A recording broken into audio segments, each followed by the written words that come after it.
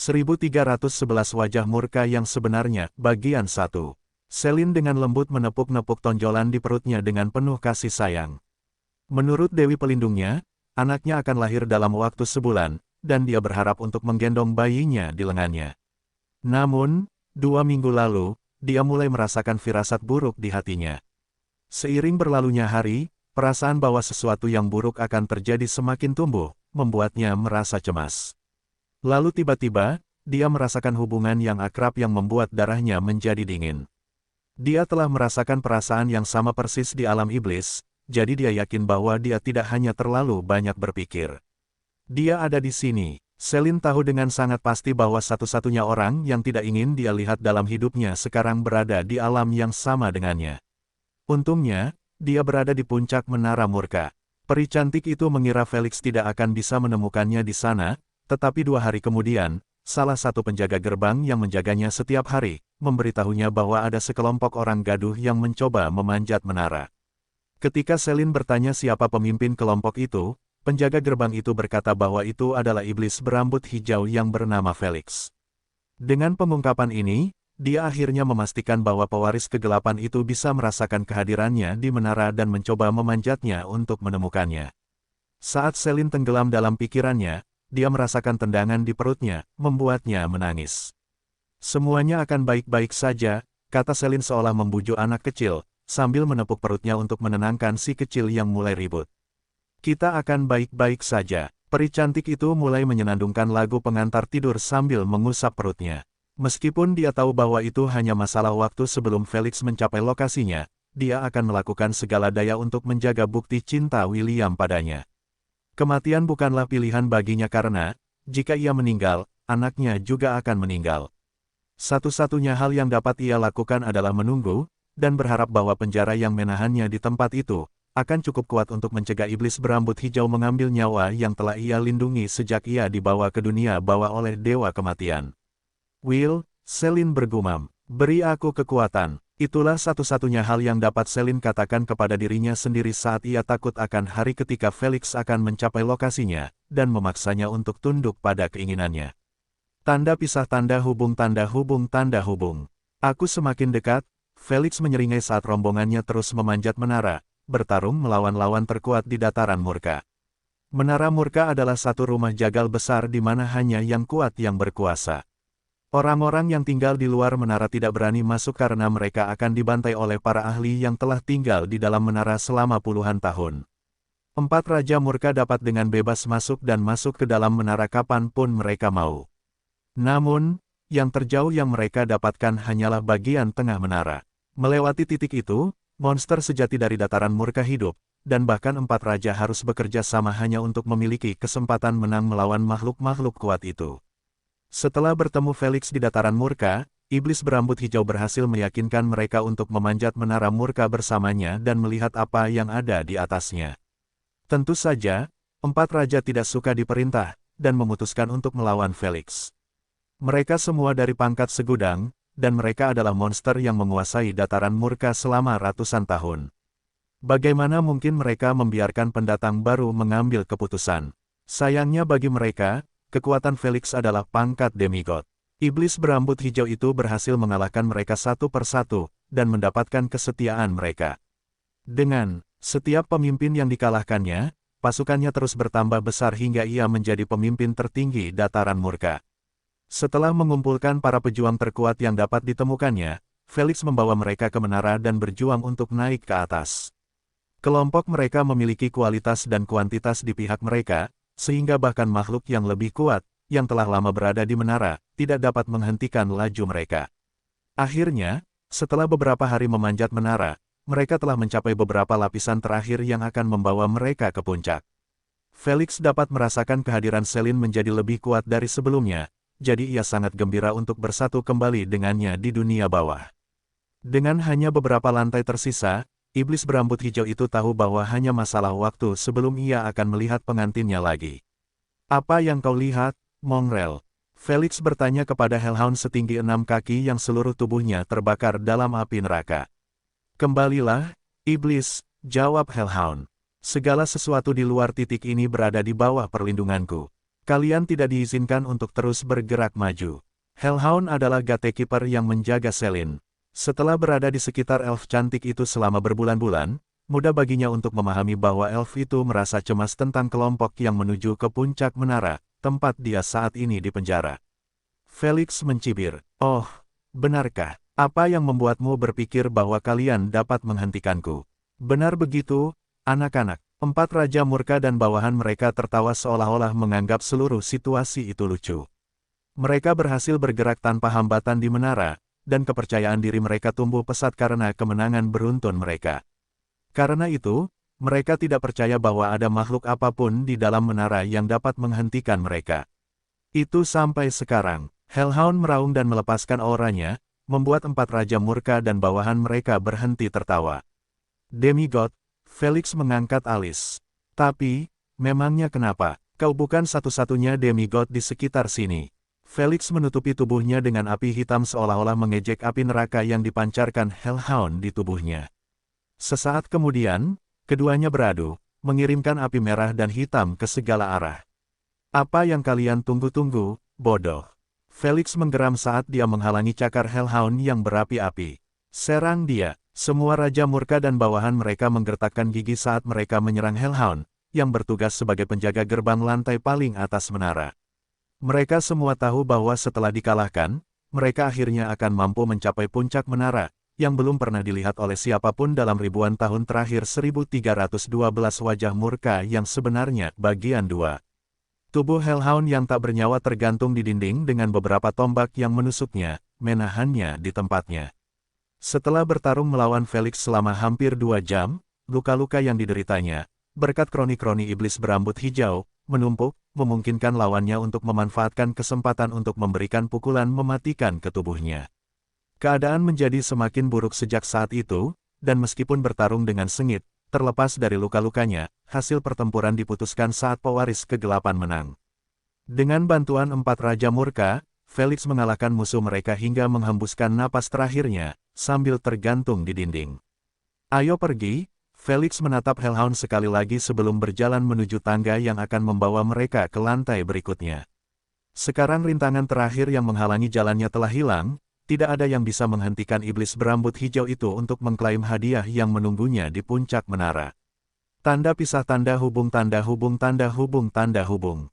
Tubuh Selin bergetar saat hubungannya dengan Felix semakin erat. Dia sangat berharap bahwa sang penjaga gerbang akan mampu mengalahkannya, dan menghentikan sang pewaris kegelapan untuk mencapainya. Sayangnya, doanya tidak terjawab.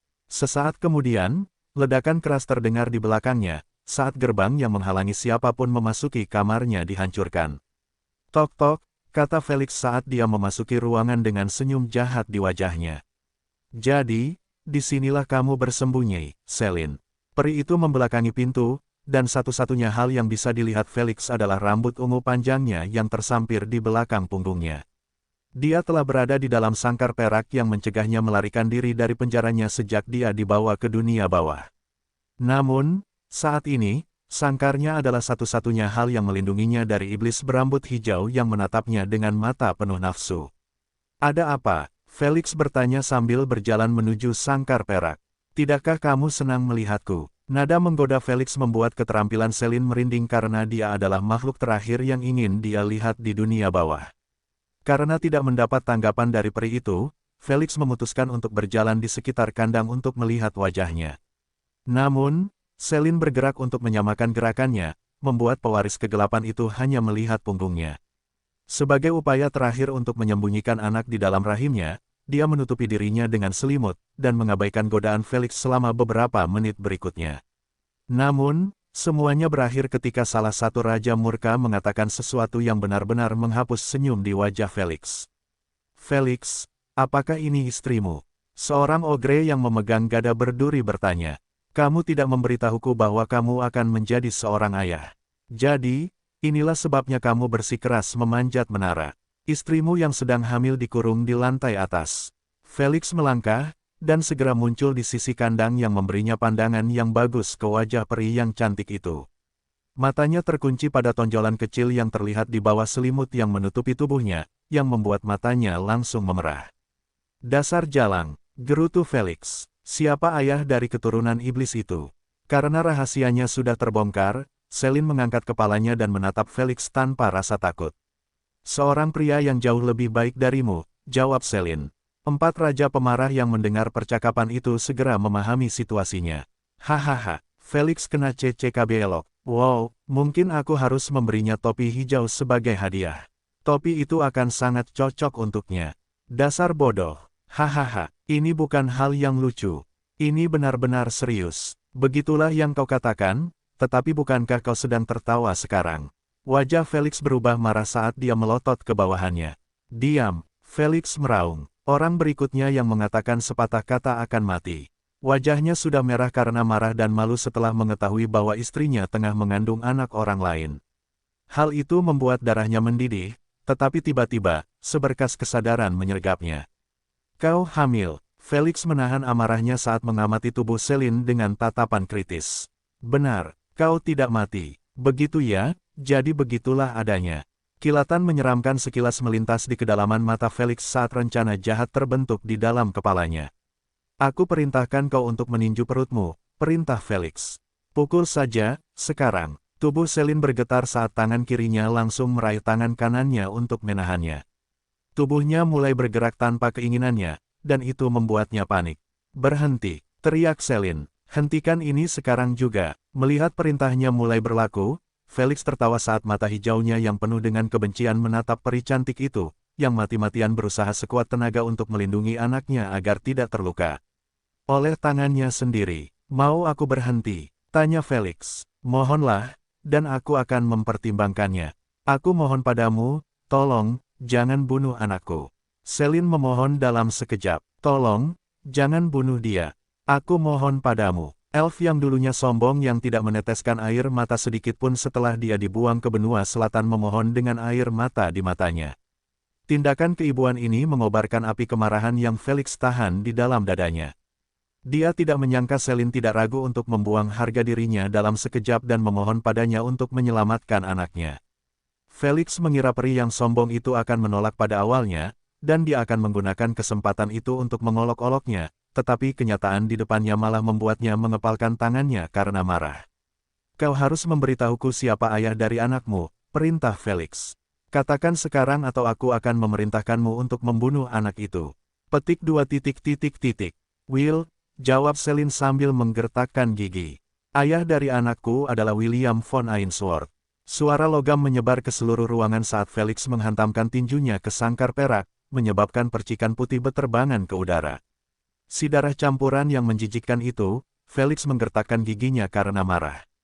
Begitu, jadi dialah orangnya. Bagus, kau melakukannya dengan baik. Felix meninju sangkar perak itu untuk kedua kalinya, dan kali ini, penyok muncul di sana. Tolong, jangan bunuh anakku. Aku mohon padamu. Celine melingkarkan lengannya dengan protektif di perutnya begitu keinginan kuat untuk meninju perutnya menghilang. Felix mengabaikan permohonan Celine dan terus meninju sangkar perak itu hingga perlahan-lahan hancur. Suara berderit bergema di dalam ruangan saat iblis berambut hijau itu memegang pintu sangkar perak itu dan melemparkannya. Kau tidak ingin anak iblis itu mati. Aku bisa mempertimbangkannya, kata Felix sambil mematahkan sangkar perak itu menjadi dua, membuat seluruh sangkar itu jatuh ke samping, membuat tubuh peri yang tak berdaya di dalamnya gemetar. Apa yang kau inginkan? Tanya Celine. Ia tahu bahwa ini adalah saat yang tepat dan ia tidak mampu lagi memusuhi Felix demi keselamatan anaknya. Jadilah wanitaku, dalam hati, tubuh, dan jiwa, jawab Felix sambil berjalan menuju peri itu. Ketika ia sudah cukup dekat untuk meraihnya, ia mengulurkan tangan kanannya ke arah rambut ungu panjangnya dan menariknya ke atas, membuat Celine meringis kesakitan. Puaskan aku, dan aku akan mempertimbangkan untuk mengampuni anakmu. Suara Felix dipenuhi dengan niat membunuh saat ia berbisik di telinga Celine. Jika kau tidak memuaskanku maka, Felix menggerakkan tangan kirinya untuk membelai tonjolan di perut Celine agar ia mengerti bahwa nyawa anaknya sepenuhnya berada di bawah kekuasaannya. Ia berencana menggunakan cinta Celine kepada anaknya untuk menghancurkannya sedikit demi sedikit. Tentu saja, Felix tidak berniat membiarkan bayi William hidup. Ia hanya akan membiarkannya untuk sementara waktu untuk memaksa Celine menyetujui semua permintaannya. Ia ingin membuatnya tunduk, ia ingin membuatnya jatuh. Ia ingin membuatnya tidak bisa hidup tanpanya. Tepat saat tangan Felix hendak menyentuh perut Celine, dinding tepat di sebelah mereka meledak, dan tongkat emas menghantam dadanya, membuatnya terbanting ke dinding di seberangnya. Semua orang di ruangan itu terkejut dengan kejadian yang tiba-tiba itu karena mereka tidak menyangka hal seperti itu akan terjadi. Sinar matahari menyebar ke dalam ruangan yang berasal dari lubang di dinding. Namun, bayangan jatuh di atasnya saat seorang remaja berambut hitam muncul di dalam ruangan, membuat peri cantik itu menutupi bibirnya, sementara air mata mengalir di wajahnya. Sepertinya kalian semua belum cukup mati.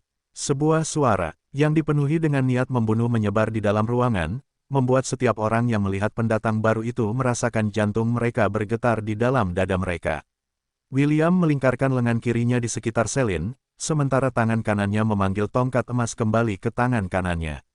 Katakan padaku, kalian orang-orang bodoh yang berani menyakiti ibu dari anakku, kata William saat api hitam muncul dari punggungnya, membentuk 4 pasang sayap hitam, apakah kalian melihat wajah urat yang sebenarnya? Tidak ada yang berani menjawab pertanyaannya karena kekuatan yang terpancar dari tubuh William sudah cukup untuk membuat mereka mengerti bahwa ini adalah orang yang tidak boleh mereka ganggu. Tidak, William mengangkat alisnya. Bagus, aku akan membuat kalian semua mengerti, seperti apa wajah urat yang sebenarnya. Suara gemuruh guntur bergema di seluruh dataran murka, menyebabkan semua orang melirik ke arah menara hitam di kejauhan. Mereka yang berada di dekatnya tersentak kaget saat beberapa bagian menara mulai jatuh ke tanah. Ini belum pernah terjadi sebelumnya, dan mereka semua penasaran tentang apa yang bisa menyebabkan hal seperti itu terjadi. Tak lama kemudian, suara jeritan memenuhi sekeliling saat 4 raja murka mendapati diri mereka jatuh ke kematian mereka, bersama bawahan mereka. Namun sebelum mereka bahkan bisa menyentuh tanah, baut petir hitam yang tak terhitung jumlahnya turun dari langit, membakar tubuh mereka dengan api hitam dan membuat mereka melolong kesakitan.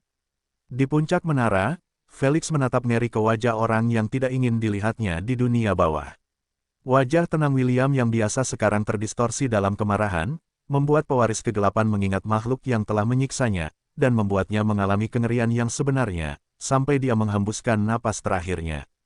Tidak, Felix buru-buru mundur, menjauh. Semenit kemudian, dia melompat dari menara dan terbang menjauh dengan panik. Ketakutannya terhadap William yang telah melawan akamana tertanam dalam jiwanya, menghancurkan semua pikiran untuk melawan. Half-elf itu memperhatikan saat iblis berambut hijau itu terbang menjauh dengan tergesa-gesa sambil mencibir. Seolah-olah aku akan membiarkanmu pergi semudah itu, kata William dengan nada menghina sambil menunjuk jarinya ke arah iblis yang melarikan diri yang tidak ingin melawannya dengan cara apapun. Kekuatan yang kumiliki akan melenyapkan satu dan semua. Mata emas William bersinar saat awan gelap di langit berputar-putar, menunggu dengan napas tertahan untuk panggilan Tuhan mereka. Menembus kegelapan dan mendengarkan panggilanku.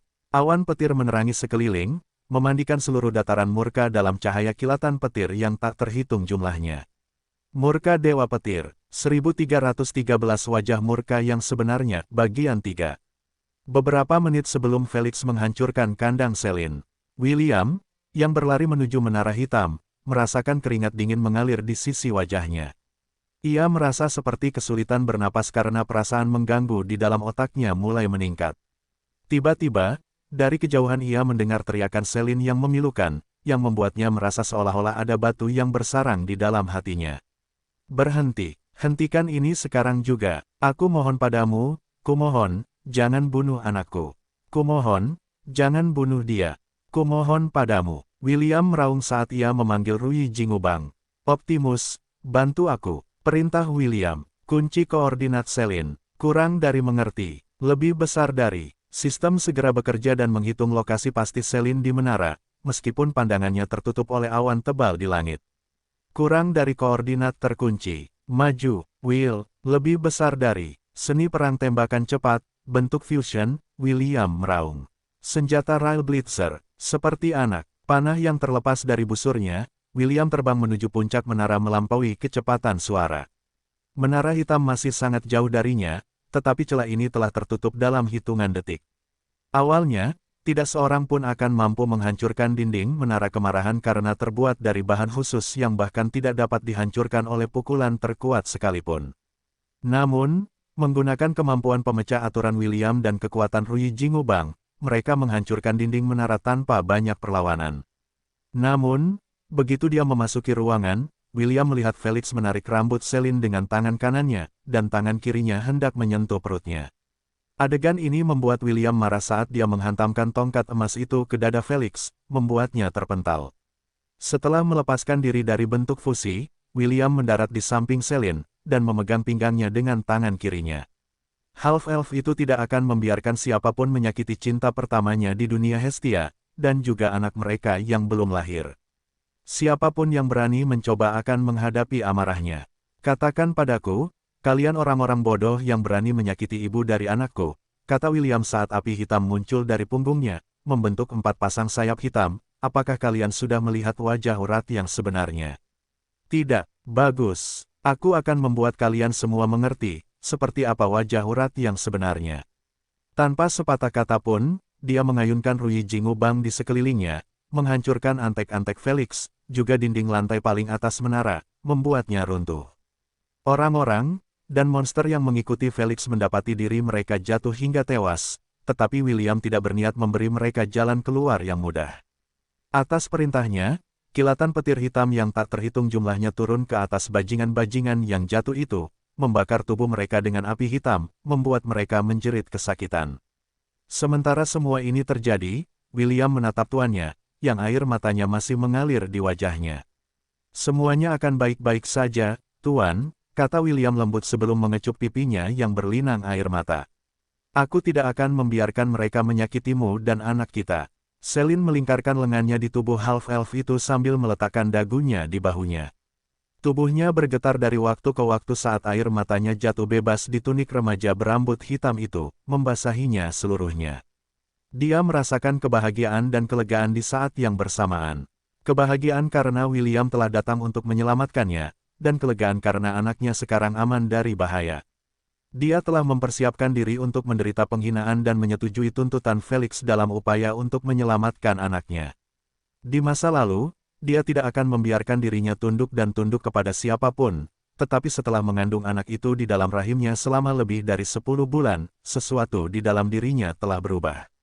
Celine telah banyak menderita selama masa kecilnya, dan bahkan mengutuk dunia karena memberinya nasib seperti itu. Namun, setelah mengandung anak William, dan tinggal di dunia bawah, terperangkap dalam sangkarnya, tiba-tiba ia memiliki waktu luang untuk memikirkan dirinya sendiri, dan apa yang akan terjadi di masa depan. Di masa depan itu, ia dapat melihat dirinya membesarkan anaknya dengan cinta dan perhatian yang tidak ia alami di masa lalu. Ia bermaksud untuk memanjakan, dan mendidik anaknya agar menjadi orang baik, dan tidak menjalani hidup mereka dalam keputusasaan dan kebencian. Celine telah memutuskan untuk mendedikasikan hidupnya untuk membesarkan anaknya dan menjadi ibu terbaik di dunia. Ibu yang tidak pernah ia miliki, dan tidak akan pernah ia miliki dalam hidup ini. Kakao, apa yang kau lakukan di sini? Tanya Felix sambil menopang dirinya dari lantai. Petik 2. William mengalihkan perhatiannya dari kekasihnya, ke iblis berambut hijau yang penuh kebencian, yang berusaha membuatnya menderita di tangannya. Wajah half-elf itu berubah marah saat gambaran, apa yang mungkin terjadi, muncul di benaknya. Dalam salah satu gambaran itu, Celine berlutut di lantai sambil melayani Felix, dengan bibirnya, sementara lengannya melingkari perutnya, dalam gerakan melindungi. Adegan ini sendiri memunculkan perasaan benci yang kuat yang datang dari jiwa William, membuatnya menatap Felix dengan ekspresi murka di wajahnya. Tidak, Felix buru-buru mundur, menjauh. Pewaris kegelapan itu tidak ragu untuk melompat dari menara dan terbang menjauh untuk melarikan diri dari mata William yang murka yang bersinar begitu terang, mereka seperti dua matahari mini yang ingin membakarnya hidup-hidup. Seolah aku akan membiarkanmu pergi semudah itu. Murka Dewa Petir, cahaya yang menyilaukan menerangi dunia, memaksa semua orang, kecuali half-elf, yang matanya semakin bersinar, untuk menutup dan melindungi mata mereka. Pandangannya terkunci erat pada iblis berambut hijau yang sedang dirusak oleh sambaran petir yang tak terhitung jumlahnya, tidak memberinya ruang untuk melarikan diri dan membiarkannya mengalami rasa sakit dunia lain yang merobek jiwanya. Beberapa menit kemudian, tubuh Felix menghilang menjadi kabut merah yang terbang menjauh dari menara. Tatapan dingin half-elf itu terkunci erat padanya saat dia memberi Optimus perintah lain. Berikan jejak padanya, perintah William. Aku tidak peduli berapa biayanya. Lakukan saja. Pastikan itu tidak akan hilang bahkan setelah dia mati berulang kali. Kurang dari dimengerti, lebih besar dari, kurang dari pelacak berhasil ditempatkan. Dia tidak akan bisa melarikan diri kecuali dia berhasil memasuki siklus reinkarnasi. Lebih besar dari, William menatap jiwa Felix sampai menghilang di cakrawala. Dia tidak berniat membiarkan iblis berambut hijau itu pergi semudah itu. Ia akan memburunya terus-menerus, sampai amarah yang membakar dadanya hilang sepenuhnya. Sudah berakhir, sebuah suara yang membuat jantungnya berdebar kencang terdengar di telinganya. Ya, jawab William, sudah berakhir. Half-elf itu melepaskan Rui Jingubang, membiarkan senjata itu melayang di sampingnya. Ia kemudian memeluk Selin dengan erat, memastikan bahwa ia tidak memberikan terlalu banyak tekanan pada perutnya. Bagaimana? Tanya Selin sambil menangkup wajah William. Jangan bilang kau mati. Apakah Ahriman membunuhmu? Felix ada di sini, jadi itu artinya ia mati. Tapi, apakah kau mati bersamanya? William tersenyum sebelum menempelkan dahinya di dahi Selin. Aku tidak mati, jawab William. Felix mati, sementara Ahriman melarikan diri. Jangan khawatir, Dewi Adepagia memakan tubuh primordialnya. Hanya jiwanya yang lolos ke kehampaan. Ia tidak akan mengganggu kita dalam waktu dekat. Selin menghela napas lega karena ia mengira William juga telah mati. Kini setelah krisis terbesarnya berlalu, ia merasa seolah-olah kakinya telah berubah menjadi jeli, membuatnya bersandar sepenuhnya pada remaja berambut hitam itu. William menopang tubuhnya sebelum memberinya ciuman panjang dan penuh gairah di bibir. Selin tidak menolak, dan membalas ciuman William dengan perasaan cintanya.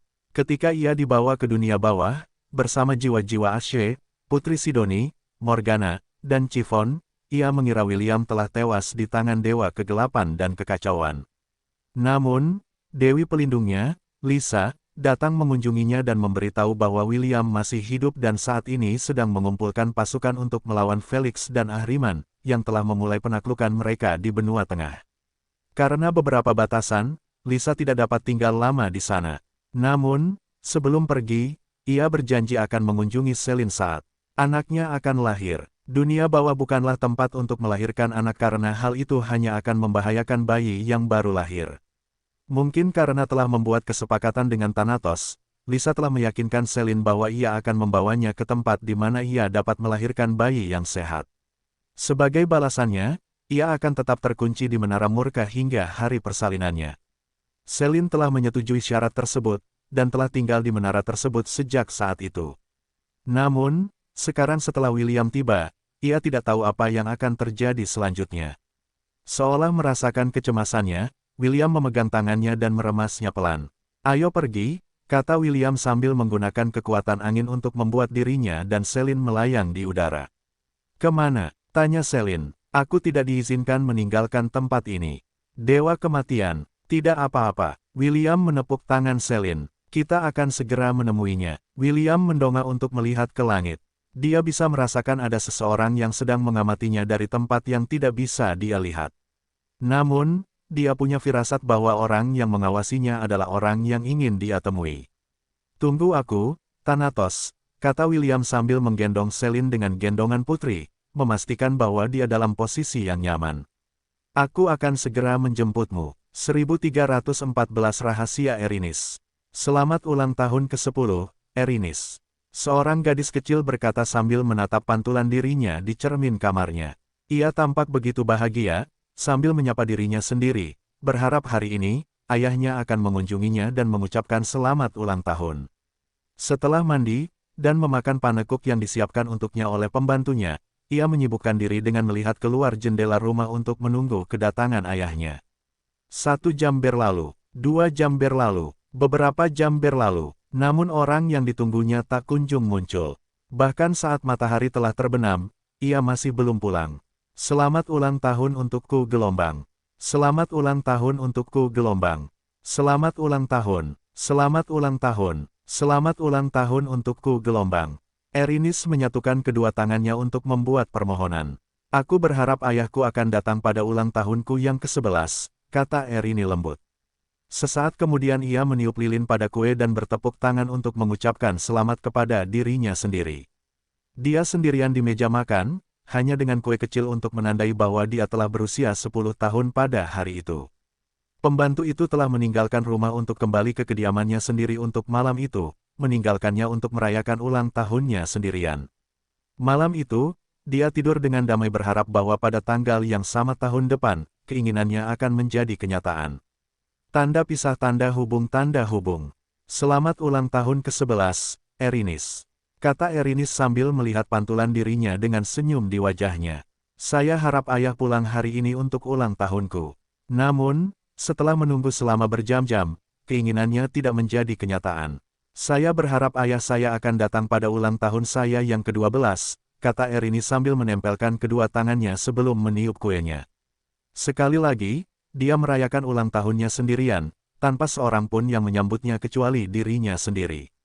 13, 14, 15, 16, 17, 18, tahun-tahun berlalu dan masih, Erini merayakan ulang tahunnya sendirian. Keinginannya setiap tahun sama saja, tetapi tahun ini, ia tak lagi berharap itu akan menjadi kenyataan. Tanda pisah tanda hubung tanda hubung tanda hubung tanda hubung. Erini perlahan membuka matanya, menatap bayangan William di depannya. Half-elf itu tidak tahu bahwa Erini telah membeli bantal peluk dari Amazon, menggunakannya sebagai model untuk desainnya.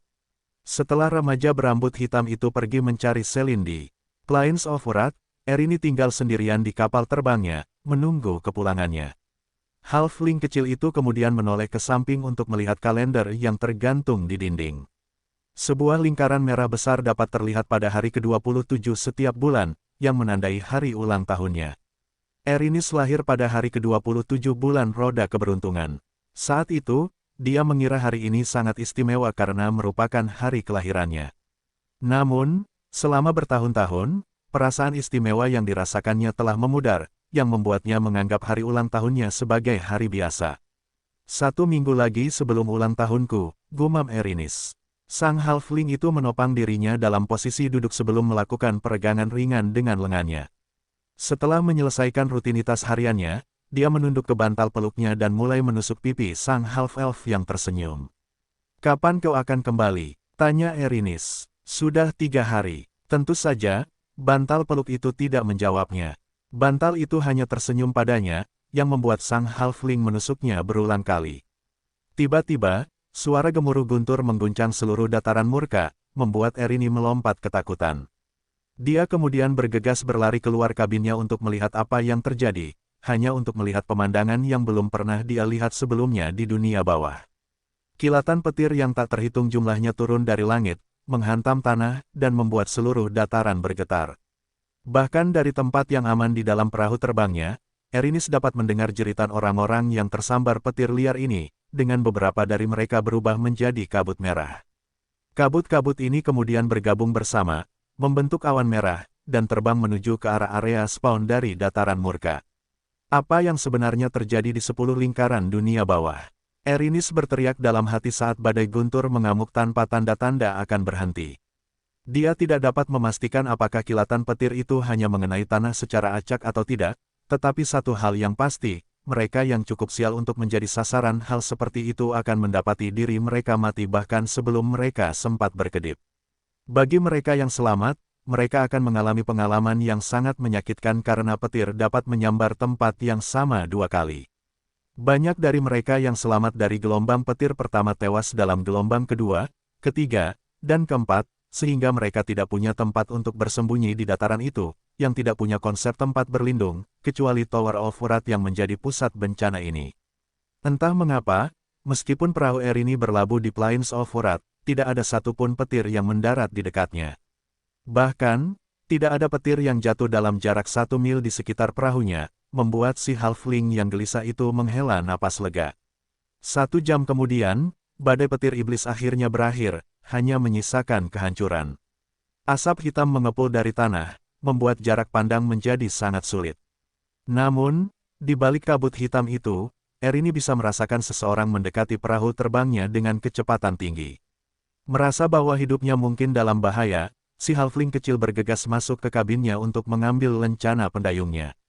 Ini seperti jimat pelindung yang diberikan kepadanya oleh ayahnya, pada hari dia menjadi pendayung dunia bawah. Sambil mengangkat lencana itu tinggi-tinggi ke udara, si halfling menggertakkan giginya saat kehadiran yang dia rasakan sebelumnya semakin dekat. Tiba-tiba, sebuah siluet muncul dari asap hitam dan mendarat di dek kapal terbangnya. Ini adalah milik pribadi pendayung dunia bawah. Teriak Erinis sambil menunjukkan lencana itu kepada pendatang baru itu. Jangan mendekat atau kamu akan dihukum. Si Halfling sudah berlinang air mata karena ketakutan, jadi penglihatannya kabur. Meskipun demikian, dia tetap bertahan karena selama dia memegang lencana itu, tidak ada seorang pun di dunia bawah yang berani menyakitinya. Ini aku, Erinis. Ada apa? Kamu menangis. Ketika suara yang dikenalnya itu sampai ke telinga Erinis, dia segera menyeka air mata di matanya menggunakan punggung tangannya. Saat penglihatannya jelas, dia melihat half-elf menatapnya dengan khawatir, sambil menggendong elf yang sedang hamil di tangannya. Will, Erinis tergagap. Apakah itu benar-benar kamu? Tentu saja aku, jawab William sebelum dengan lembut menopang tubuh Selin agar dia bisa berdiri. Menurutmu aku ini siapa? Sinterklas. Erinis menepuk dadanya saat perasaan lega menyelimuti tubuhnya. Dia kemudian melirik elf cantik di samping William dan menghubungkan titik-titiknya. Apakah dia salah satu istrimu? Tanya Erinis. Kami belum menikah, jawab William. Tapi kami akan menikah secepatnya. Erinis, ini Selin. Dia adalah tuanku dan saat ini sedang mengandung anakku. Selin berkedip sebelum melirik half-elf di sampingnya. Butuh beberapa saat baginya untuk memahami apa yang dimaksud William karena gagasan tentang pernikahan tidak pernah terlintas dalam benaknya. Baginya, dia tidak peduli apakah dia menikah dengan remaja berambut hitam itu atau tidak. Satu-satunya hal yang penting baginya adalah membesarkan anak dalam kandungannya dengan cinta dan perhatian, terlepas dari apapun hubungannya dengan William. Tuan maksudku, Selin, ini Erinis. William memperkenalkan si halfling yang sedang mengamati si peri dengan rasa ingin tahu. Dialah yang telah menuntunku ke dunia bawah untuk menemukanmu, Chiffon, Ashe, Sidoni, dan Morgana. Aku tidak akan sampai secepat ini jika bukan karena bantuannya. Selin tersenyum dan membungkuk sebentar pada Erinis. Terima kasih telah membawanya ke sini untuk menemuiku, kata Selin lembut. Jika dia terlambat 1 atau 2 hari, aku tidak tahu apa yang akan terjadi padaku. Erinis memiringkan kepalanya dengan bingung karena dia tidak tahu apa yang sedang dibicarakan Selin, namun, William melakukannya, dan rasa ngeri menjalar ke sekujur tubuhnya setelah menyadari hal ini. Memang, jika saja ia terlambat 1 atau 2 hari, Selin akan mengalami nasib yang lebih buruk daripada kematian karena kecenderungan sadis Felix. Ia bahkan tidak dapat membayangkan betapa sakitnya Selin saat berusaha melindungi anak yang dikandungnya. Kesadaran baru ini membuat William mengepalkan tangannya. Ia telah memutuskan bahwa sebelum meninggalkan dataran kemarahan, ia akan memastikan bahwa Felix akan menyesal telah menyentuh wanita itu. Ah, apa kalian berdua terluka? Erinis tersadar dari lamunannya saat ia segera memegang tubuh William. Ia kemudian mulai menepuk-nepuk tubuh William di sana-sini untuk memeriksa apakah ada yang terluka. Setelah memastikan bahwa half-elf itu tidak terluka, ia kemudian mengamati Selin dari ujung kepala sampai ujung kaki. Melihat bahwa selain dari rambut dan pakaiannya yang acak-acakan, ia sebagian besar baik-baik saja, yang membuat Erinis merasa lega.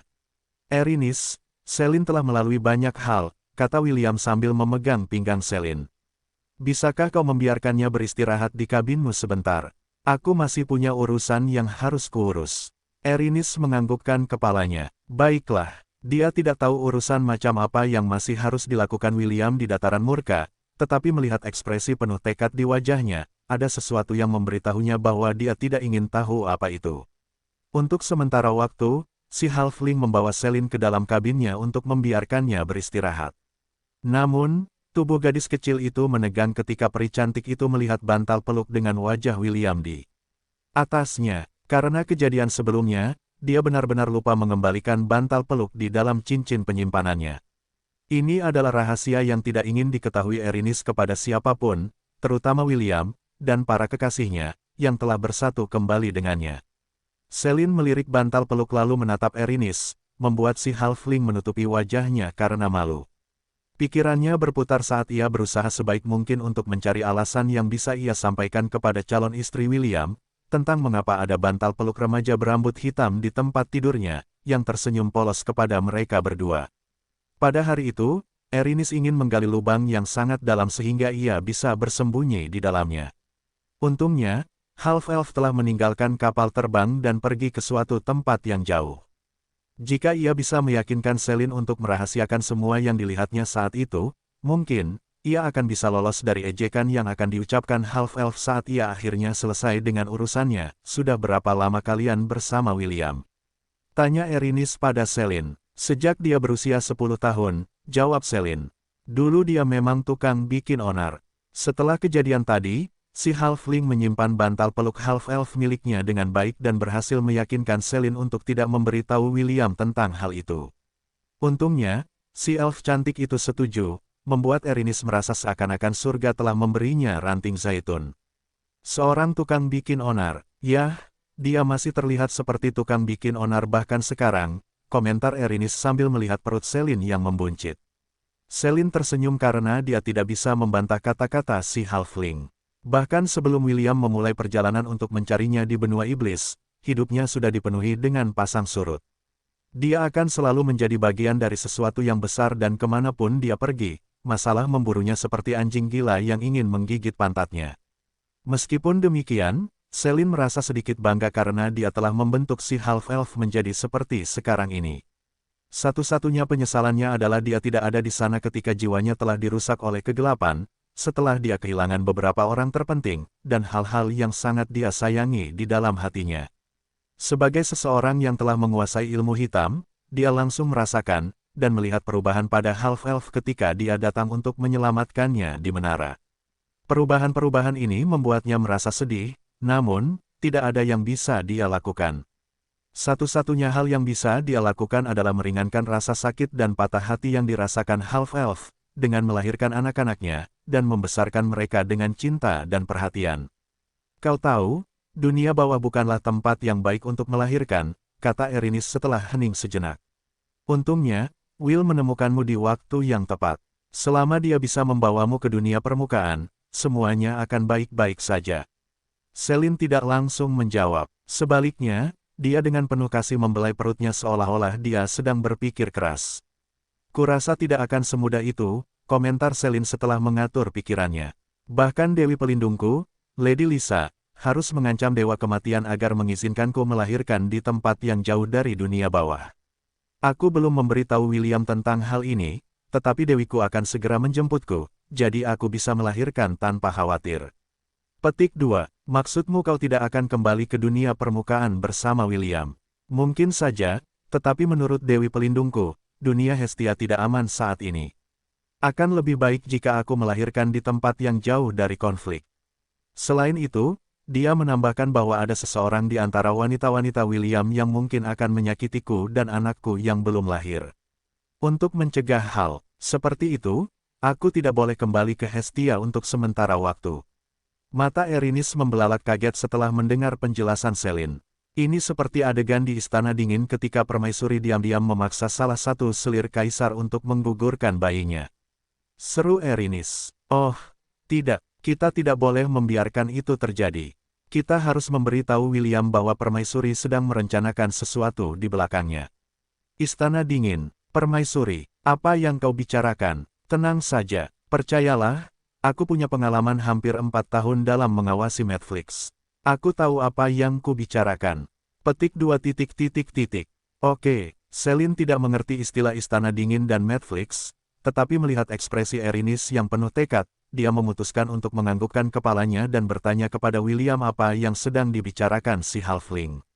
Sementara keduanya mengobrol bersama, gemuruh guntur bergema di seluruh dataran murka, tetapi Celine menyuruh si Halfling untuk mengabaikannya. Peri cantik itu yakin bahwa tidak lain adalah William yang membalas dendam atas namanya, dan menghukum Felix dan kroninya dengan kekuatan petir. Mungkin, hanya sambaran petir dan api neraka yang benar-benar dapat melukai jiwa seseorang di dunia bawah. Keduanya digunakan untuk memurnikan jiwa, tetapi karena semua orang di dataran murka tidak dapat memasuki siklus reinkarnasi kecuali mereka mengumpulkan 1 miliar kredit neraka, mereka tidak punya pilihan selain menanggung murka William, yang tidak menunjukkan tanda-tanda akan memudar dalam waktu dekat. Erinis, apakah kamu menyukai Will? Tanya Celine sambil menatap kecantikan seperti boneka di depannya. Dia telah bertemu dengan istri half-dwarf William, Chiffon, jadi melihat bahwa gadis kecil di depannya memiliki perasaan terhadap half-elf itu bukanlah hal yang mengejutkan baginya. Sebenarnya, aku tidak begitu tahu, jawab Erinis. Jawaban singkatnya adalah, aku menyukainya, tetapi aku tidak tahu apakah perasaan yang kumiliki ini karena kesepian, atau karena aku benar-benar menyukainya. Aku belum pernah merasakan hal seperti ini sebelumnya, jadi aku tidak yakin. Dia memutuskan untuk jujur tentang perasaannya karena dia tahu bahwa Celine tidak bermaksud menyakitinya, dan benar-benar ingin tahu tentang hubungannya dengan remaja berambut hitam, yang telah dia temani sampai ke lapisan kelima dunia bawah. Erinis, William tidak seharusnya berada di dunia bawah, kata Celine. Jika kamu benar-benar peduli padanya, berjanjilah padaku bahwa kamu tidak akan melakukan apapun untuk menjebaknya di sini. Erinis merasakan sakit di hatinya setelah mendengar kata-kata Celine. Dia tahu bahwa William tidak seharusnya berada di dunia bawah, dan akan pergi cepat atau lambat, tetapi ini adalah sesuatu yang telah dia singkirkan di belakang kepalanya. Erinis tidak ingin memikirkannya, jadi dia dengan mudah membayangkan bahwa perjalanan mereka ini masih akan berlanjut untuk waktu yang lama. Tetapi, sekarang setelah William telah menemukan orang terakhir yang dia cari, tirai pun hendak ditutup. Perannya sebagai pendukungnya pun telah berakhir. Kini saatnya baginya untuk membungkukkan badan kepada penonton, menandakan berakhirnya cerita, di mana ia sempat muncul sebentar sebagai tokoh utama. Tiba-tiba, Erinis teringat kata-kata yang diucapkan sahabatnya, kali sebelum mereka berpisah di Lust Abode. Tanda pisah tanda hubung tanda hubung tanda hubung tanda hubung tanda hubung tanda hubung. Ada lebih dari satu cara untuk mengikat makhluk hidup ke dunia bawah, dan itu bukan hanya tentang makanan, bisik kali di telinga Erinis seolah-olah ia adalah iblis yang menggodanya untuk melakukan perbuatan jahat. Bayangkan saja, menghabiskan keabadian bersamanya, bukankah itu luar biasa? Tanda pisah tanda hubung tanda hubung tanda hubung tanda hubung tanda hubung. Si halfling menundukkan kepalanya dan menggigit bibirnya. Ia tak sanggup menatap mata Celine karena pikiran untuk mengikat William ke dunia bawah mulai tumbuh di hatinya. Pada akhirnya, ia terpaksa menghapus pikiran-pikiran itu dari benaknya, membuatnya berlinang air mata. Aku akan sendirian lagi sebentar lagi. Itulah pikiran yang muncul di benak Erinis saat wajah William yang tersenyum muncul di benaknya. Sebenarnya, setelah mimpi itu sebelumnya, sebuah harapan baru muncul di hati Erinis yang diharapkannya akan terwujud di hari ulang tahunnya. Sebuah harapan di mana William akan menyanyikan lagu selamat ulang tahun untuknya, dan memakan kue ulang tahunnya bersamanya. Sayangnya, dia sudah lama kehilangan harapan bahwa hal seperti itu akan terjadi. Satu-satunya pilihannya saat ini adalah melepaskannya, atau dilepaskan, oleh satu-satunya orang yang membuatnya merasa istimewa dalam waktu singkat mereka bersama. Maafkan aku. Felix memohon saat kabut merahnya melayang di dalam area pemijahan dataran murka. Aku tidak tahu kau ada di sini. Jika aku tahu, aku tidak akan pernah menyentuh Celine. William tidak mengatakan apapun. Sebaliknya, suara gemuruh menjawabnya. Sebuah sambaran petir yang berbentuk naga turun ke Felix, begitu pula kabut merah lainnya yang berada di dekat pewaris kegelapan, dan membubarkan mereka seperti daun yang disapu oleh sapu raksasa. Teriakan kesakitan, frustrasi, dan keluhan menyebar di sekitarnya saat naga petir mengamuk atas keinginan tuannya, yang matanya telah terkunci pada kabut yang tersebar dari iblis berambut hijau, yang memiliki pelacak yang tertanam di jiwanya. Berulang kali, sebelum mereka bahkan dapat membentuk kembali tubuh mereka, jiwa mereka disiksa tanpa henti, membuat kabut merah lainnya, yang hampir membentuk tubuh mereka, melarikan diri karena takut diserang oleh naga petir.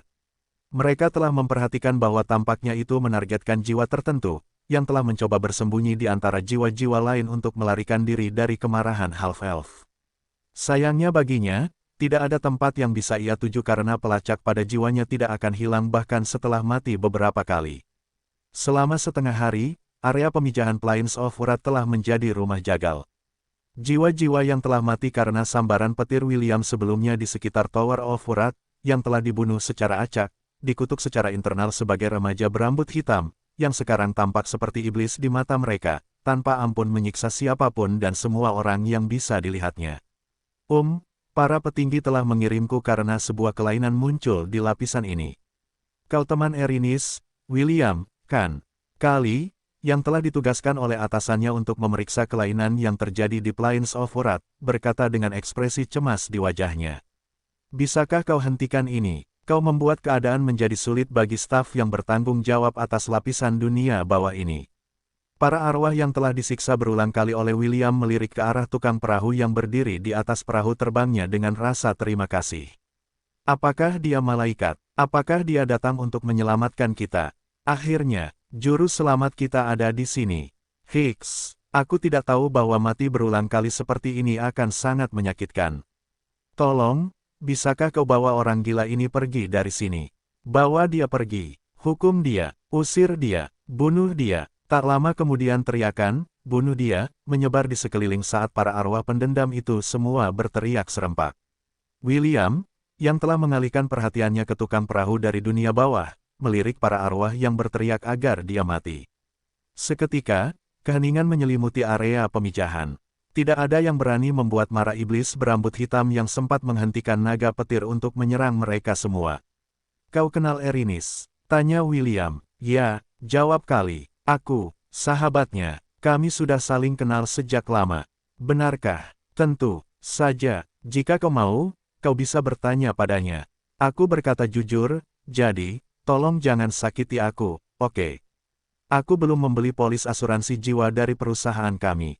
Kali menghela napas lega karena rencananya untuk menggunakan nama Erinis untuk menenangkan half-elf yang mengamuk berhasil. Sebenarnya, dia takut untuk berbicara dengan half-elf karena dia takut dia juga akan diserang olehnya. Jika bukan karena atasannya mengancam akan menahan gajinya selama 6 bulan ke depan jika dia tidak memperbaiki masalah ini, dia pasti akan tetap menjadi penonton dan menunggu sampai half-elf meredakan amarahnya. Awalnya, para penjaga dunia bawah akan dikirim untuk menangani para pelaku kejahatan di dunia bawah. Namun, setelah melihat badai dahsyat yang mengguncang seluruh dataran murka, mereka semua memutuskan untuk tidak ikut campur dan menyerahkan masalah ini kepada orang lain, sehingga memaksa atasan Kali untuk mengirimnya seperti domba kurban untuk menyelesaikan masalah. William menyilangkan lengan di dada saat dia menilai sang pendayung yang sangat berbeda dari Erinis. Di matanya, wanita cantik dengan rambut coklat panjang dan mata, itu tidak benar-benar cocok dengan aura seorang pendayung. Namun, setelah menghabiskan waktu dengan si halfling kecil itu, dia mengerti bahwa sang pendayung dunia bawah tidak seseram yang terlihat dari gelar mereka. Apa yang akan kau lakukan jika aku tidak berhenti? Tanya William, membuat semua kabut merah di area pemijahan bergetar tak terkendali. Jika kau tidak berhenti, para penegak hukum akan datang untuk menangkapmu. Kali tergagap. Mereka sangat kuat, tahu. Kau tidak ingin berada di sisi buruk mereka. William melirik ke arah di mana jiwa Felix berada. Iblis berambut hijau itu telah bersembunyi di antara jiwa-jiwa lainnya, dan berusaha sekuat tenaga untuk tidak terlihat. Aku bisa berhenti dengan satu syarat, kata William sebelum menunjuk ke arah di mana jiwa Felix berada. Aku ingin jiwa itu dibuang ke sungai neraka. Jiwa, Kali berkedip sebelum mengalihkan pandangannya ke awan besar kabut istirahat yang ditunjuk William. Yang mana, jiwa-jiwa itu telah berkumpul bersama, yang membuatnya mustahil baginya untuk mengidentifikasi jiwa mana yang dibicarakan oleh remaja berambut hitam itu. Sesaat kemudian, William melambaikan tangannya dan naga petir itu pun bubar. Sulur-sulur petir terbang ke arah gumpalan jiwa-jiwa itu, membuat mereka berhamburan. Sesaat kemudian, sulur-sulur petir itu membentuk sangkar, dan mengurung jiwa Felix, membuatnya tidak dapat melarikan diri. Jiwa ini, kata William, selama dia dilemparkan ke sungai neraka, aku akan segera menghentikannya. Kali mengeluarkan sepasang kacamata dan menatap jiwa yang terkunci di penjara petir itu. Nomor identifikasi jiwa, 09875422154564, Felix Halgremori, kata Kali sambil membaca informasi tentang jiwa Felix. Kejahatan yang dimaksud adalah genosida, pemerkosaan, dan pelanggaran berat lainnya, seperti penculikan calon imam besar dewa. Tukang kapal yang telah mengangkutnya menyeberangi dunia bawah memutuskan untuk mengirimnya ke dataran murka terlebih dahulu sebelum mengirim jiwanya ke sungai neraka selama 200 tahun. Baru setelah itu, dia akan memenuhi syarat untuk memasuki siklus reinkarnasi, desis. Orang ini ikan besar, Kali tidak menyangka bahwa orang seperti itu saat ini berada di dataran murka. Biasanya, dia tidak akan melakukan apapun dan membiarkan masa hukuman yang diputuskan oleh tukang kapal yang bertanggung jawab atas Felix terjadi, tetapi untuk menenangkan William, atasannya mengatakan bahwa semuanya bisa dinegosiasikan. Kau ingin dia dikirim ke sungai neraka? Tanya Kali. William mengangguk. Setelah itu, kau tidak akan membuat masalah lagi di sini. Tanya Kali. Ya, jawab William. Aku akan meninggalkan tempat ini dan tidak akan membuat masalah lagi bagi semua orang. Kali membetulkan kacamatanya sambil menatap William dengan tatapan serius. 5 menit kemudian, dia dengan enggan menganggukkan kepalanya dan menyetujui syarat half-elf itu. Aku akan membawanya ke sungai neraka agar dia bisa menjalani hukuman 200 tahunnya, jawab Kali. Setelah itu, aku akan mengembalikannya ke dataran murka untuk menyelesaikan sisa hukumannya. Apakah itu dapat kau terima? William mengangguk. Ia tidak tahu apakah ia dapat meyakinkan Dewa Kematian untuk membebaskan Selin dari dunia bawah. Jika ia gagal, peri cantik itu mungkin akan dikirim ke menara murka lagi, tetapi William tidak akan dapat tenang mengetahui bahwa Felix juga berada di alam eksistensi yang sama dengannya. Karena itu yang terjadi, ia baik-baik saja dengan iblis berambut hijau yang dilemparkan ke sungai api untuk menderita selama 200 tahun, sementara ia bernegosiasi dengan Dewa Kematian. Selama Felix tidak dapat mengancam Selin, ia akan setuju untuk menghentikan pelecehannya terhadap jiwa-jiwa yang telah dibawa ke dataran murka. Kali melambaikan tangannya, dan penjara petir itu terbang menuju dek kapalnya. Felix memiliki perasaan yang rumit karena ia tidak tahu mana yang lebih buruk. Sungai api atau siksaan William yang tiada akhir. Saya pamit dulu, kata Kali. Tolong tepati janjimu. Tolong jaga Erinis untukku. Dia sudah lama kesepian. Setelah mengucapkan kata-kata perpisahannya, Kali mendesak kapal terbangnya untuk naik ke lapisan neraka berikutnya. Dia takut jika dia tinggal lebih lama, William akan berubah pikiran, dan gajinya untuk 6 bulan ke depan di dunia bawah akan lenyap begitu saja di depan matanya. Begitu perahu terbang Kali menghilang di langit, William terbang ke tempat perahu terbang Erinis berlabuh. Ia menitipkan Selin dalam perawatannya karena ia yakin tidak ada seorang pun di dunia bawah yang berani menyerang seorang tukang perahu yang bertugas mengangkut jiwa orang mati. Ia juga tidak ingin membawa peri yang sedang hamil itu bersamanya untuk mengganggu jiwa Felix karena hal itu dapat menyebabkan stres yang tidak perlu, yang akan berdampak buruk bagi bayinya. Ketika ia tiba di kapal terbang itu, ia melihat Erinis duduk di sarang gagak perahu terbangnya, menjuntaikan kakinya seolah-olah ia sedang berpikir keras. Perahu tukang perahu itu tidak memiliki fitur ini, tetapi ia telah memodifikasi perahunya sendiri menggunakan kredit neraka miliknya karena ia terinspirasi oleh film Bajak Laut dari Caribbean. William tiba-tiba ingin menggoda gadis kecil itu dan diam-diam melayang di belakangnya. Ia kemudian menundukkan kepalanya dan berkata, "Bu." Si halfling hampir jatuh dari titik pandangnya karena terkejut. Half-elf itu meletakkan tangannya di pinggang Erinis untuk mencegahnya jatuh, yang membuat Erinis mengumpatnya berulang kali. "Sial, aku hampir terkena serangan jantung." Erinis berteriak marah sambil mulai memukul perut William dengan tinjunya yang kecil. "Beraninya kau menyelinap di belakangku." William tersenyum dan membiarkan halfling itu melampiaskan amarahnya karena kejahilannya. Beberapa menit kemudian, Erinis berhenti dan hanya melotot penuh kebencian ke arah remaja berambut hitam yang tersenyum tipis di wajahnya. "Erinis, aku butuh bantuan," kata William sambil mencoba membujuk gadis kecil yang melotot ke arahnya. Erinis menyilangkan lengannya di dada dan berkata, sebelum memalingkan kepalanya. Jelas, dia berencana untuk mengabaikan half-elf itu sepenuhnya. "Sekarang setelah aku melihat kekasihku, sudah waktunya bagiku untuk berbicara dengan Dewa Kematian," kata William. "Apakah mungkin kau bisa membawaku ke tempatnya?" Erinis, yang bersikeras mengabaikan William, tiba-tiba menoleh untuk menatapnya dengan kaget. Dia tidak menyangka bahwa permintaan yang ingin diminta remaja berambut hitam itu darinya adalah untuk menemui bos besar dunia bawah. "Kau ingin menemui Dewa Kematian?"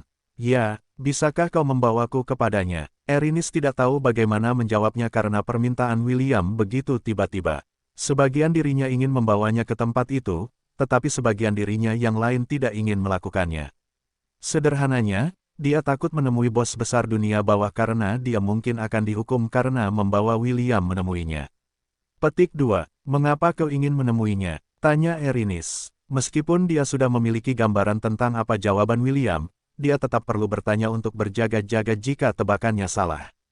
"Aku ingin mengambil jiwa istriku, dan juga Selin dari dunia bawah," jawab William.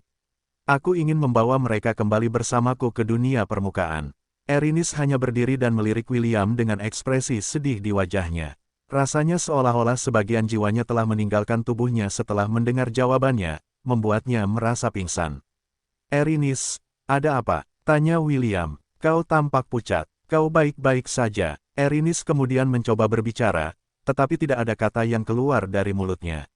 Sesaat kemudian, kakinya lemas, membuat half-elf itu buru-buru meraihnya untuk menopang tubuhnya. Erinis, William dengan ringan mengguncang gadis kecil di pelukannya yang tampaknya telah kehilangan kesadaran. Ada apa? Bicaralah padaku. Halfling itu menatap half-elf itu selama beberapa detik sebelum dia kehilangan kesadaran. Namun, sebelum akal sehatnya meninggalkannya, dia telah melihat ekspresi cemas William, dan mendengarnya memanggil nama yang belum pernah dia dengar sebelumnya. Optimus, jalankan pemindaian diagnostik. Cepat, tanda pisah tanda hubung tanda hubung tanda hubung tanda hubung. Erinis merasa seolah-olah dia melayang. Dia tidak bisa menggerakkan tubuhnya, dan membiarkan dirinya terbawa oleh arus yang tak terlihat. Segala sesuatu di sekelilingnya gelap, dan dia tidak bisa melihat apapun. Ini berlangsung selama jangka waktu yang tidak diketahui sebelum cahaya redup muncul di atas kepalanya. Tak lama kemudian, gambaran tentang apa yang telah terjadi di masa lalu muncul padanya satu persatu. Kau ingin menjadi tukang perahu dunia bawah? Seorang wanita cantik dari dunia lain bertanya sambil tersenyum. Ya, Nek, jawab Erinis. Baiklah, aku akan memberimu perahu terbang buatan khusus. Mengenai lencana tukang perahu, aku akan mengirim seseorang untuk mengurus dokumen untukmu. Terima kasih, Nek. Kau yang terbaik. Tanda pisah tanda hubung tanda hubung tanda hubung. Gambar itu kemudian beralih ke seorang pria tampan dengan rambut pirang dan mata merah tua, yang menatapnya dengan tatapan tenang. Mulai hari ini, kau adalah tukang perahu dunia bawah, kata pria itu.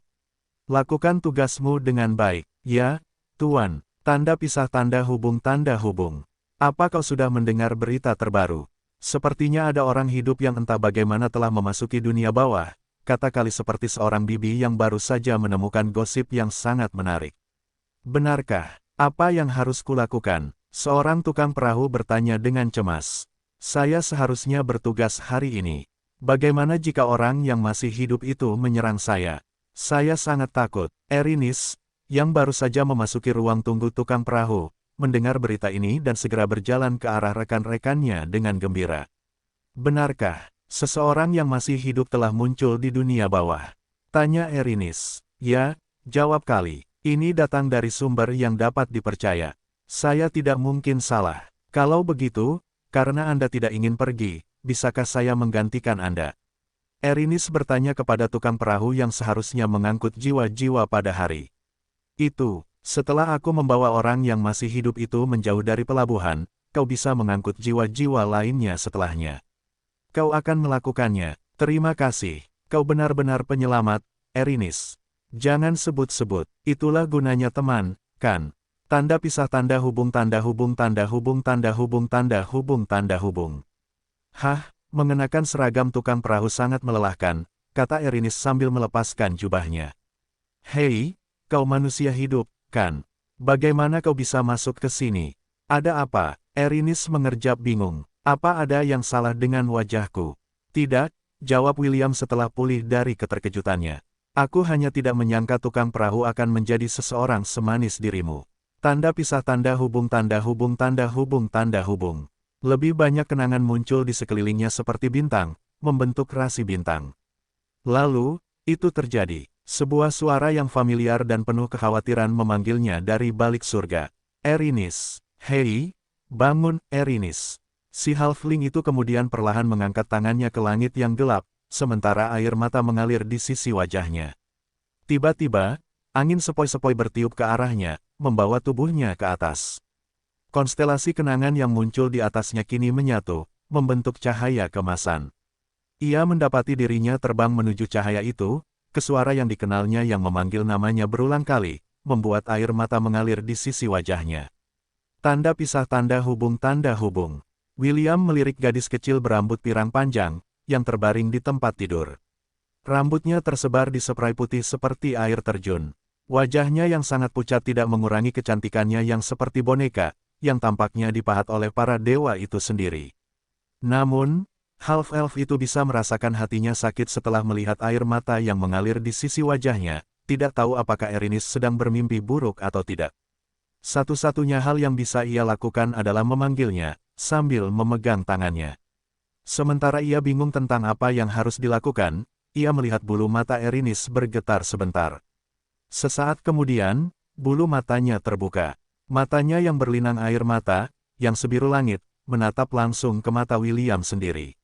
Erinis menahan tatapan ini selama hampir setengah menit sebelum ia membuka mulutnya untuk berbicara. Aku akan membawamu menemui Dewa Kematian, kata Erinis sebelum menutup matanya. Lakukan persiapanmu, kita akan segera berangkat. Suaranya lemah, dan penuh dengan kepasrahan, yang membuat William merasa seolah-olah gadis kecil di tempat tidur itu telah kehilangan keinginannya untuk hidup. Bahkan tangannya, yang dipegangnya erat-erat, terasa sangat dingin dan tanpa kehangatan. Dia seperti lilin yang cahayanya akan padam kapan saja. Silakan pergi, kata Erinis. Aku butuh waktu untuk menyendiri. Jangan khawatir, bahkan jika aku berada di dalam kamarku, kapal ini akan terbang sesuai keinginanku.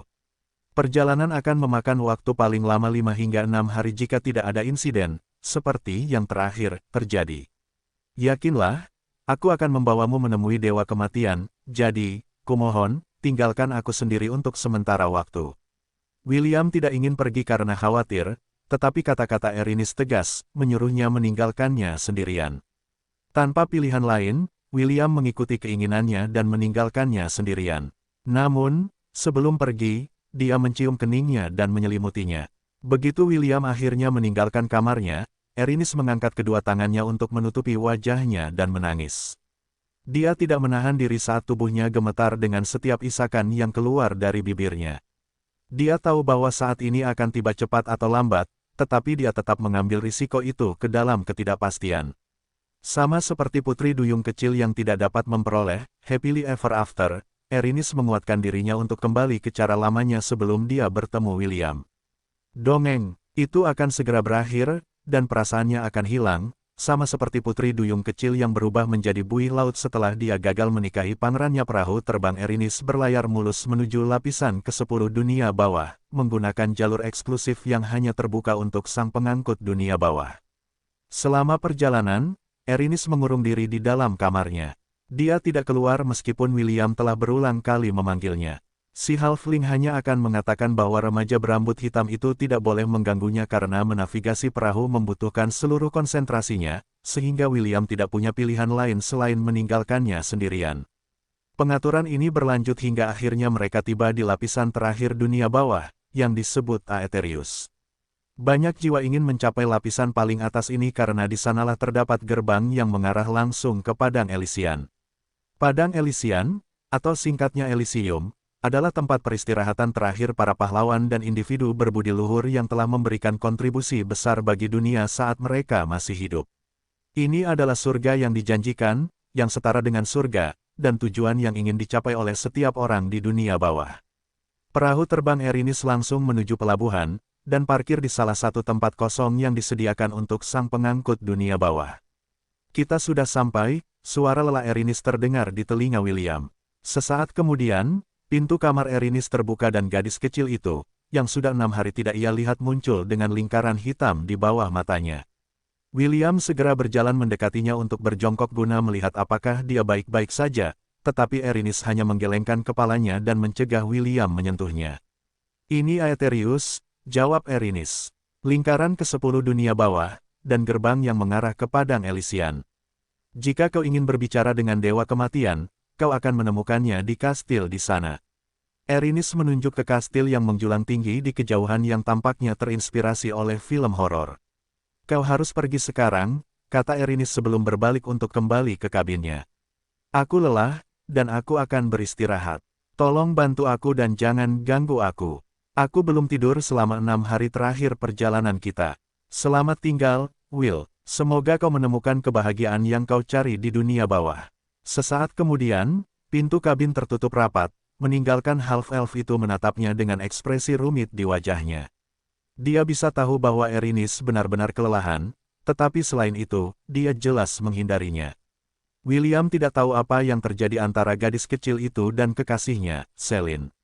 Namun, tepat setelah dia kembali dari berurusan dengan Felix, sikap Halfling terhadapnya telah berubah 90 derajat, membuatnya merasa seolah-olah dia telah melakukan sesuatu yang salah terhadap Erinis, yang sekarang memperlakukannya dengan dingin.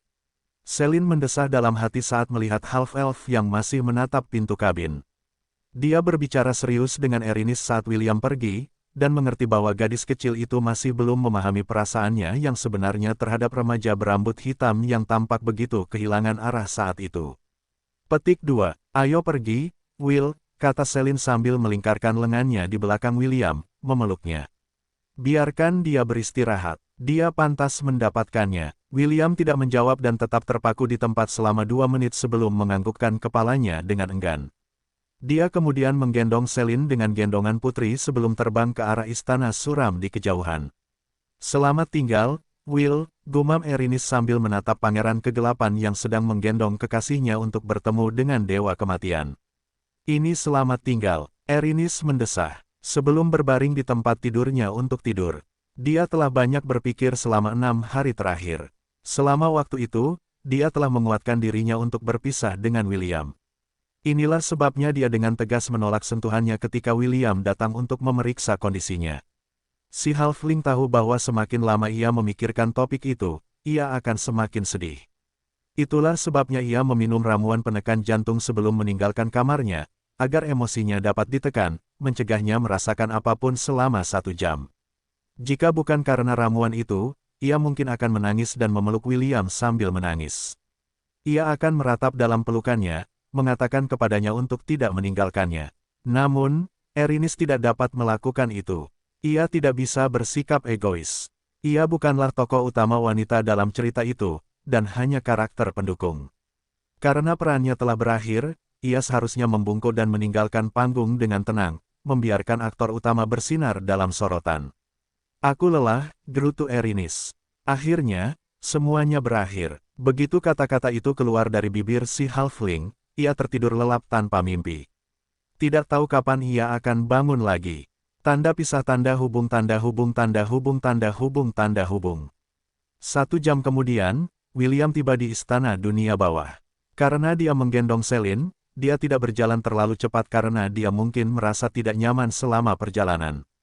Meskipun elf cantik itu tidak keberatan sedikit dihajar, William keberatan, jadi kedatangan mereka di istana tertunda setengah jam. Kami telah menunggu Anda, Sir Ainsworth, seorang wanita berambut hitam panjang membungkuk hormat kepada half-elf begitu dia mendarat di gerbang istana. Silakan, ikuti saya, Yang Mulia sudah menunggu Anda di ruang singgasana. William dan Celine saling pandang sebelum menganggukkan kepala serempak. Sekarang mereka akan bertemu dengan bos dunia bawah, mereka tidak perlu ragu lagi, dan mengikuti pemandu yang telah menunggu kedatangan mereka. Dari dalam istana, sepasang mata merah tua menatap Halfling yang sedang tidur di dalam kapal terbangnya. Kondisinya yang acak-acakan dan kuyuh membuat riak-riak samar melewati kedalaman merah tua mereka. Sesaat kemudian, awan gelap menutupi lapisan ke-10 dunia bawah. Jelas, siapapun yang duduk di singgasana kematian saat ini sedang dalam suasana hati yang sangat buruk, yang memengaruhi cuaca di sekitarnya. Akhirnya kau di sini, Celine. Lady Lisa, apa yang kau lakukan di sini? Dewi Kemarahan berdiri di lorong dengan senyum di wajahnya. Aku datang ke sini untuk menjemputmu, kata Lisa. Aku sudah bicara dengan Thanatos. Ini bukan tempat yang baik untukmu melahirkan, jadi aku akan membawamu ke Elysian Field.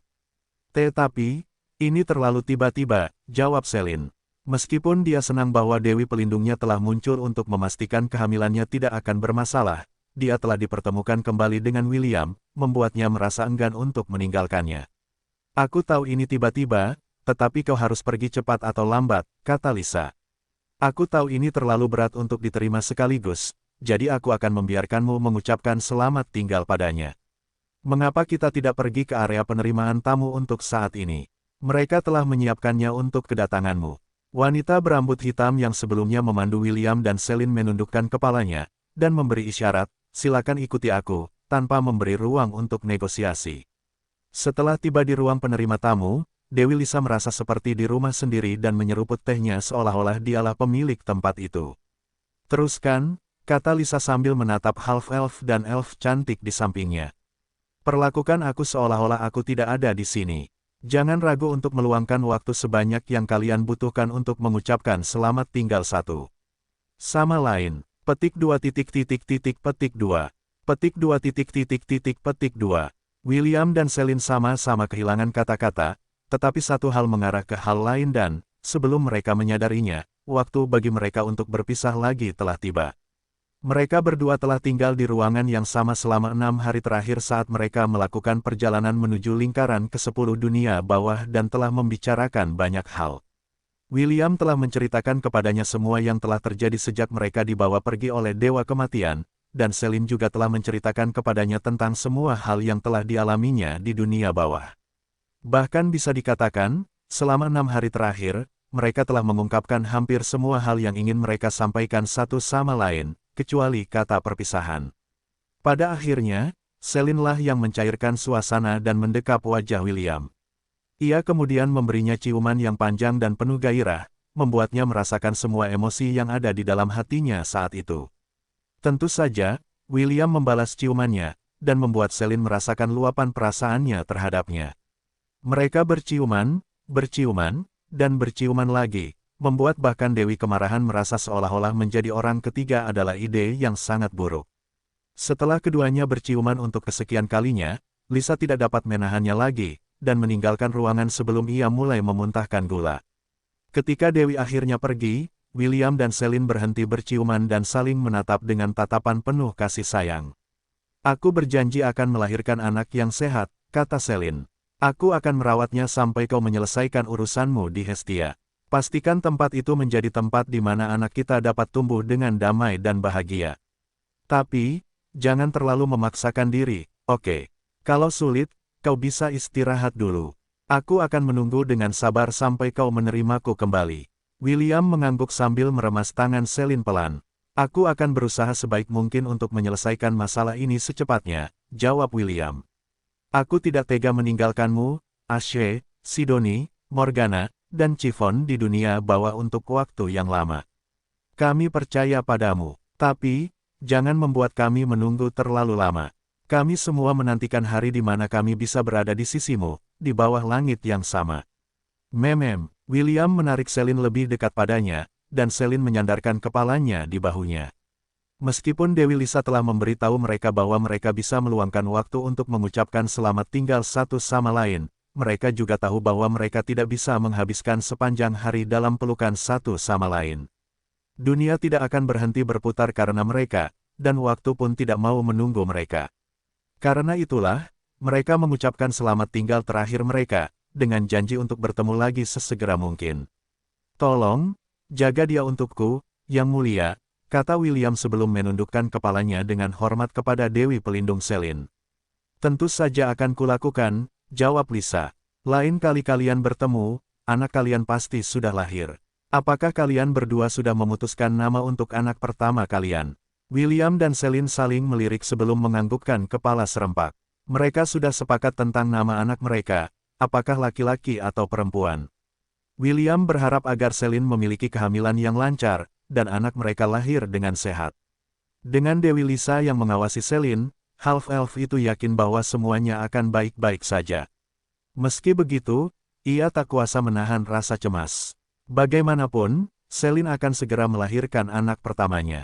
Satu-satunya penyesalannya adalah ia tak bisa hadir saat anak mereka akhirnya lahir ke dunia. Sebagai seorang ayah, ia ingin sekali menyaksikan hal ini, tetapi karena keadaan tidak memungkinkan, ia tak bisa berbuat apa-apa. "Sampai kita bertemu lagi," kata Celine lembut sambil membelai wajah William. "Lakukan yang terbaik, Papa.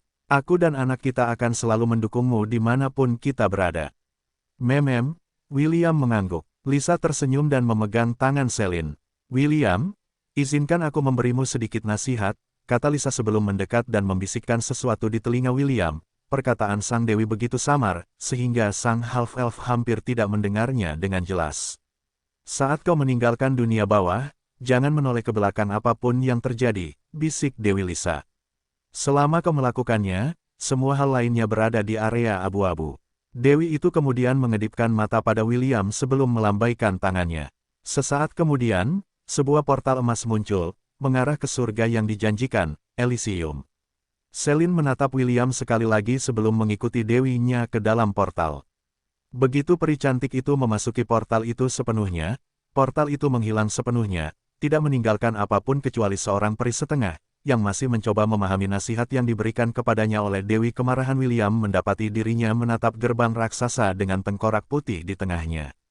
Di balik gerbang itu terdapat ruang singgasana tempat dewa yang menguasai dunia bawah menunggunya. Silakan masuk, wanita berambut hitam itu membungkuk sopan kepada William. Sampai di sini saja yang bisa kulakukan. Semoga harimu menyenangkan. Tanpa sepatah kata pun, wanita berambut hitam itu pergi tanpa menoleh ke belakang. Perannya telah selesai, dan sekarang saatnya baginya untuk menjalankan tugas-tugasnya yang lain yang membutuhkan perhatiannya segera. William melangkah maju dan menekan tangannya di atas gerbang, mendorongnya hingga terbuka. Dia tidak mengerahkan banyak tenaga, dan hanya membuka celah yang cukup lebar untuknya masuk. Kau membuatku menunggu, half-elf.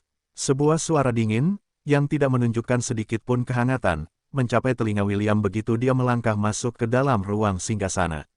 William tidak menjawab dan terus melangkah maju. Langkahnya mantap saat dia berjalan menuju singgasana raksasa tempat sosok yang mengenakan jubah hitam duduk. Salam, Yang Mulia, kata William sambil membungkuk hormat kepada Dewa Kematian. Terima kasih karena tidak mengusirku dari domain Anda saat aku tiba. Aku di sini hari ini karena kebaikan hati dan belas kasihan Anda. Yah, hampir saja, jawab Thanatos. Suaranya dipenuhi amarah yang tertahan yang mengancam akan meledak kapan saja. Anda hanya beruntung karena ada beberapa dewi yang merepotkan di pihak Anda. Tapi, cukup itu saja. Mari kita bicarakan alasan mengapa Anda datang menemui saya. William menganggukkan kepalanya. Dia juga tidak berencana untuk berbasa-basi untuk memperpanjang percakapannya dengan Dewa Kematian. Dia berasumsi bahwa dewi yang dibicarakan Thanatos adalah Trinitas Adepagia, Astrid, dan Lisa. Ketiga dewi ini adalah tiga dewi yang turun ke Hestia ketika Ahriman memutuskan untuk menyerangnya. Karena itu masalahnya, dia memutuskan untuk memulai negosiasi demi nyawa para wanita yang dicintainya. Aku ingin membawa jiwa istri-istriku, juga kekasihku, Celine, kembali ke dunia permukaan, kata William. Sebutkan hargamu. Dewa Kematian mendengus sebelum menjentikkan jarinya. Ruang singgasana menjadi gelap gulita tanpa ada yang bisa dilihat selain mata emas William yang bersinar, dan mata merah Thanatos. Beberapa detik kemudian, gambar-gambar muncul di atas mereka yang menunjukkan pertempuran yang baru-baru ini terjadi di Kekaisaran Ainsworth. Ekspresi remaja berambut hitam itu menjadi serius saat dia melihat pasukan Ordo Suci Cahaya bentrok dengan bawahannya, yang baru saja mempertahankan kekaisarannya. Beberapa menit kemudian, William melihat bagaimana Loxos ditangkap oleh musuh, dan bagaimana dia menderita di bawah tangan Paus. Dia juga melihat istri pertamanya, Wendy, bertarung melawan seorang wanita muda berambut hitam yang memegang busur, yang bertengger di atas seekor rok. Gambar-gambar itu tidak memiliki suara apapun, jadi William hanya menonton saat kejadian itu berlangsung. Ia merasa lega saat melihat monyet bertelinga enam dan Raja Iblis Banteng menyelamatkan Loxos dari tangan Paus dan membawanya kembali ke tempat para saudarinya berada. Setelah kehilangan sandera mereka, Paus bersama para bawahannya pergi dengan tergesa-gesa. Adegan itu kembali lagi ke pertarungan Wendy, dan Thanatos menghentikan pertarungan untuk membiarkan William melihat dengan saksama wanita cantik berambut hitam yang menyeringai, saat ia mengarahkan anak panahnya ke Valkyrie yang sudah lama tidak dilihat William. Aku ingin dia mati, kata Thanatos. Bunuh dia dan aku akan mengembalikan jiwa istri-istrimu, juga Celine ke dunia nyata. Ini adalah harga yang harus kau bayar untuk pertukaran yang setara. William mengusap dagunya saat ia menatap wanita cantik berambut hitam yang membeku dalam waktu. Yah, dia memang jelek, kata William setelah menatap wanita berambut hitam itu selama 1 menit penuh. Dia pasti benar-benar membuatmu marah hingga kau meminta nyawanya. Dia tidak membuatku marah, jawab Thanatos. Aku tidak berselisih dengannya, aku hanya menginginkan jiwanya sebagai ganti istrimu. Itu saja. Petik 2. Baiklah, aku tidak keberatan dengan itu. Jadi, siapa namanya? Belle, namanya Belle. Belle, gumam William. Baiklah, aku akan membunuh Belle ini untukmu. Setelah itu kau akan menepati janjimu, kan? Thanatos mengangguk. Ya, bunuh dia dan transaksi kita selesai. Aku akan menepati janjiku. William mengangguk. Saat dia melihat wajah Bele, kemarahan yang berasal dari kegelapan hatinya muncul. Dia mengerti bahwa dia sedang dipengaruhi oleh kekuatan kegelapan di dalam hatinya, tetapi kemarahan seperti itu membuatnya merasa seolah-olah hatinya akan meledak. Setelah menenangkan dirinya, dia melirik gambar yang memudar di atasnya untuk terakhir kalinya sebelum ruang singgasana kembali ke keadaan normal. Bisakah aku kembali ke dunia permukaan? Tanya William. Kau bisa, jawab Thanatos. Aku memberimu izin untuk kembali ke dunia permukaan. Ingat saja, saat kau menaiki tangga yang mengarah kembali ke duniamu, kau tidak boleh menoleh ke belakang. Begitu kau menoleh ke belakang, kau akan terjebak di dunia bawah, tidak bisa pergi. Dimengerti, William mengangguk. Aku akan mengucapkan selamat tinggal terlebih dahulu kepada seseorang yang telah membantuku selama ini. Ini tidak akan lama, tidak perlu mengucapkan selamat tinggal, Thanatos mendengus. Kau boleh pergi. Thanatos sekali lagi menjentikkan jarinya, membuat half-elf itu menghilang dari ruang singgasana. Kau sudah cukup menyakitinya. Thanatos mendengus. Mengucapkan selamat tinggal akan menghancurkannya sepenuhnya. Ketika William membuka matanya, dia mendapati dirinya sedang menatap tangga menuju portal emas.